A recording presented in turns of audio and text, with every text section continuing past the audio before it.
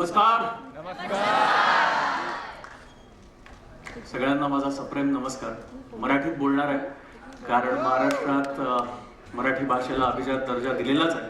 पण टेडेक्सच्या प्लॅटफॉर्मवर सुद्धा आता रिजनल भाषांमध्ये बोललेला कॉन्टेंट अपलोड होण्याची टेडेक्सनी सुद्धा परवानगी दिलेली आहे. त्यामुळे आय थिंक आपल्या सगळ्यांसाठी खूप गौरवाची गोष्ट आहे की मराठी भाषेला टेडेक्स सारख्या प्लॅटफॉर्मनी सुद्धा आज तुमच्याशी गप्पा मारायला आलोय, छान चर्चा करायला आलोय. मी ऍक्टर आहे म्हणून ऑब्व्हियसली अभिनयाबद्दल बोलीन असं अनेक जणांना इथे वाटत असेल. तर आजच्या आपल्या कार्यक्रमाचा जो सब्जेक्ट आहे, जी थीम आहे beyond the obvious, so me obviously acting व्यतिरिक्त गोष्टींबद्दल तुमच्याशी गप्पा मारणार आहे आणि आय होप तुम्हाला त्याबद्दल काही प्रॉब्लेम नसेल. पण ऍक्टिंग बद्दल न बोलून कसं चालेल, कारण माझं करिअर त्यामध्ये आहे. तुम्ही मला सगळेजण एक अभिनेता म्हणूनच ओळखता आणि इथे बसणाऱ्यांपैकी आय एम शुअर 100% लोक अभिनेतेच आहेत. मी चुकीचं बोलतोय? सो मला वाटतं नाही, म्हणजे हा एक ग्रुप तर कन्फर्म आहे, बाकी ग्रुप. पण मला सांगा, कोणाकोणाला असं वाटतं की आपण अभिनेता आहोत? वर कोणालाच नाही? हा काय वाटतं अजून?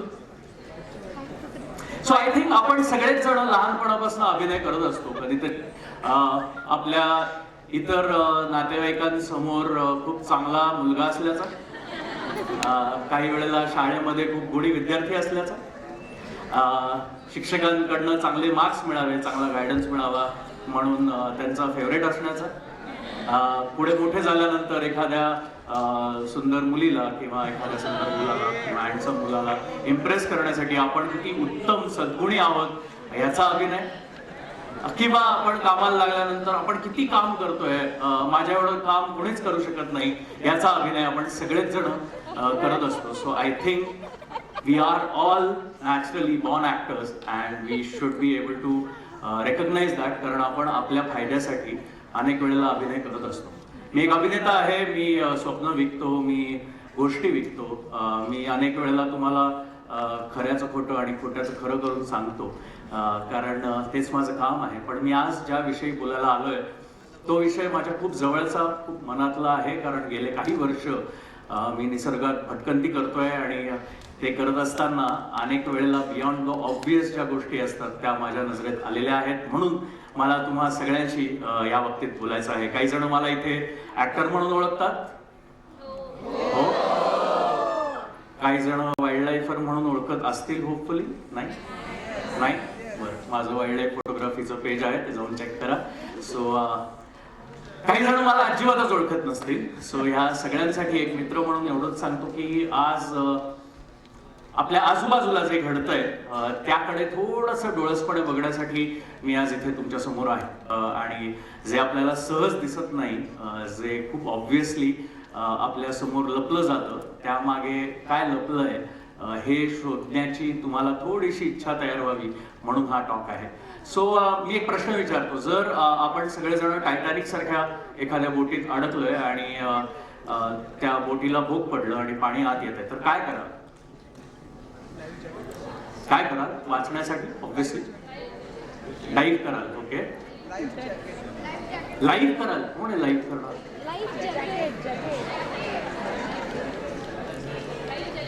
Life jacket. ओके, ते पण नाही आहेत तुमच्याकडे. काय कराल?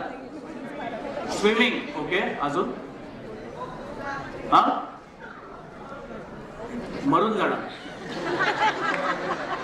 भाई, इंजिनिअरिंगने फारच त्रास दिलेला दिसतो. सो एनिवे, हा प्रश्न विचारण्यामागचं कारण आणि ही जी उत्तरं तुमच्याकडनं ऐकली ती ऐकल्यानंतर एवढंच कळतंय की आज आपल्या समोर जे पर्यावरणाचे प्रश्न आहेत त्या बाबतीत आपण असेच काहीतरी उपाय करतोय जे खूप वरवरच आहेत. म्हणजे उडी मारणं, लाईफ जॅकेट घालणं, कोणीतरी बादलीने पाणी काढून टाकायचा प्रयत्न करेल, पण ते भोग बुजवायचा कोणीच प्रयत्न करत नाही. आणि ते बुजवता येण्यासाठी काय करायचं, तर आपण ऑब्व्हियसली थोडासा एन्व्हायरमेंट बाबतीतला अवेअरनेस जागृत करायचा. मी माझ्या प्रवासाची सुरुवात कुठून झाली ते सांगायचा एक थोडक्यात प्रयत्न करतो. मी लहान असताना मला अभिनयाची खूप आवड होती आणि मला अभिनयच करायचा होता. पण अभिनय करता येण्यासाठी काही कॉलेजेसमधनं मला आंतरमहाविद्यालयीन नाटकाच्या स्पर्धांमधनं काम करायचं होतं. आणि ते करताना मी सहज एक ऑप्शन निवडला, तो होता एन्व्हायरमेंटल सायन्स फर्ग्युसन महाविद्यालयातनं. कारण मला असं वाटलं की एन्व्हायरमेंटल सायन्स ब्रांच नवीन आहे, फार काही कष्ट करावे लागणार नाही, फार अभ्यास नसेल, खूप भटकता येईल, खूप हिंडता येईल आणि मला माझं नाटक करता येईल. पण झालं काहीतरी उलटच. एन्व्हायरमेंटल सायन्सला मला ऑब्व्हियसली काही गोष्टी जेव्हा कळायला लागल्या, शिकायला लागलो, तेव्हा नकळतपणे कुठेतरी सबकॉन्शियस माइंडवरती त्याचा परिणाम होत गेला. अभिनय करत होतो, अभिनय करिअर म्हणून निवडलं होतं, त्यामुळे ह्या सगळ्या गोष्टींकडे दुर्लक्ष करून फक्त अभिनयाकडे लक्ष द्यायचं, करिअर उभं करायचं, स्वतःची ओळख निर्माण करायची, ह्यासाठी झपाटून गेलो होतो. पॅशनेटली अभिनयासाठी काम करत होतो. पण ते काम करत असताना मला लक्षात आलं की माझ्या आजूबाजूला अनेक गोष्टींचा ऱ्हास होतोय, ज्या बाबतीत मी दुर्लक्ष करतोय. म्हणजे तुम्हाला एक उदाहरण सांगतो. मी मध्यंतरी एका सेटवर काम करत होतो आणि त्या सेटवरती बाहेर मोठा बोर्ड लावला होता की कार्बन न्यूट्रल सेट, जिथे पाण्याच्या बाटल्या, प्लास्टिकच्या पाण्याच्या बाटल्यांच्या ऐवजी स्टील आणि ग्लासच्या बॉटल्स होत्या. उत्तम प्रकारे सगळ्या गोष्टी कशा एन्व्हायरमेंटल फ्रेंडली आहेत हे दाखवण्याचा पुरेपूर प्रयत्न केला होता. आमचे टिश्यू पेपर्स सुद्धा बायोडिग्रेडेबल मटेरियलचे होते. आमचे जे सगळे ट्रान्सपोर्टेशनचे व्हेकल्स होते ते सुद्धा एन्व्हायरमेंटल फ्रेंडली होते. इनफॅक्ट कारपुलिंग केलं पाहिजे हे त्यांनी खूप एनकरेज केलं होतं आणि बरं वाटत होतं. पहिले 2-3 दिवस असं वाटलं की अरे वा, आपल्या एखाद्या प्रोजेक्टच्या सेटवरती इतकं कॉन्शियसली एन्व्हायरमेंटल बद्दल कोणीतरी काम करणार आहे. आणि मग थोड्या दिवसांनी लक्षात आलं की त्याच सेटसाठी जी लाईट येत होती ती जनरेटर्स थ्रू येत होती, ज्यासाठी खूप इंधन जाळलं जात होतं. जे कपडे बनवले जात होते त्यासाठी अनेक वर्कर्सचं शोषण केलं जात होतं. स्वेट फॅक्टरीजमध्ये ते कपडे बनवले जात होते. बरेचसे कॉटनचेही नव्हते, सिंथेटिक मटेरियलचे होते. त्याशिवाय जे आमच्यासाठी इको फ्रेंडली म्हणून जे जेवण यायचं ते खूप लांबनं यायचं. ते लांबनं आमच्या सेटपर्यंत पोहोचण्याचा जो खर्च होता, जो कार्बन फ्युल त्याच्यात वापरलं जायचं, ते सुद्धा खूप होतं. कारण खूप डिस्टन्सवरनं इंधन जाळून ते जेवण आमच्यापर्यंत पोहोचवलं जायचं. आणि हे बघितल्यानंतर लक्षात आलं की अनेक वेळेला आपण एखाद्या प्रॉब्लेमचं सोल्युशन शोधून काढलंय म्हणून खूप प्राऊडली उड्या मारतो, नाचतो, ते सेलिब्रेट करतो. पण त्याच्या मागे आपण ऍक्च्युली त्या प्रॉब्लेमला किती जास्त वाढवतो आहोत ह्याकडे आपण दुर्लक्ष करतो. किती जण इथे प्लास्टिक स्ट्रॉजच्या ऐवजी कागदी स्ट्रॉज वापरतात आजकाल? We are very proud of them, right? We are very proud of using all the environmental friendly, eco-friendly materials that we are using nowadays. But are we really living consciously? Are we really worried about the plastic that is inside our blood cells, the microplastic that we are forced to consume through our food, through our water, through everything? The clothes that we wear, it has microplastic, and our skin is absorbing it. ह्या सगळ्या ज्या छोट्या छोट्या गोष्टी आहेत, ज्या beyond the obvious आहेत, त्या गोष्टींकडे लक्ष जायला लागलं. एन्व्हायरमेंटचा अभ्यास करताना, पक्षी प्राण्यांचा अभ्यास करताना लक्षात यायला लागलं की माणूस हा फक्त मोठा होतोय, ग्रो होतोय. इव्हॉल्व्ह खरं तर प्राणी होत आहेत. प्रगती खरं तर त्यांच्यामध्ये होती. आपण नुसतेच ब्रेन्स आपले मोठे आहेत, आपल्याला खूप चांगली विचार करण्याची क्षमता आहे म्हणून आपण मोठे होतोय, आपण प्रगती करतोय. पण खऱ्या अर्थाने इव्हॉल्युशन आपल्यामध्ये होत नाही आणि ते कुठेतरी करायला आपण सगळ्यांनी सुरुवात केली पाहिजे. म्हणून गेली काही वर्ष मी जंगलांमध्ये भटकतोय, जंगलांमधल्या स्टोरीज लोकांपर्यंत आणतोय. बरेचदा आपल्याला पर्यावरणाचा कुठलाही विषय निघाला की त्याचं एक विदारकी खूप भयानक दृश्य आपल्याला बघायला मिळतं की क्लायमेट चेंज होणार आहे, पुढच्या 5 वर्षात सगळे वाईप आउट होणार आहे, 10 वर्षात सगळं जगबुडी येणार आहे. पण आपण ह्या प्रयत्नांबद्दल का नाही बोलत आहोत की जिथे एखादी पूर्णपणे मेलेली लँड, एखादी पूर्णपणे संपलेली सॉइल, काही ट्रायबल्स त्यांच्या प्रयत्नांनी पुन्हा पुनरुज्जीवित करण्याचा प्रयत्न करतात. आपण ह्या प्रयत्नांबद्दल का नाही बोलत आहोत जिथे जे आपले एन्व्हायरमेंटल रिसोर्सेस आहेत ते काही सायंटिस्ट दिवस रात्र मेहनत करून त्याचा काहीतरी वेगळा वापर करून कुठल्या तरी वेगळ्या पद्धतीने त्यातनं एनर्जी निर्माण करायचा प्रयत्न करतायत.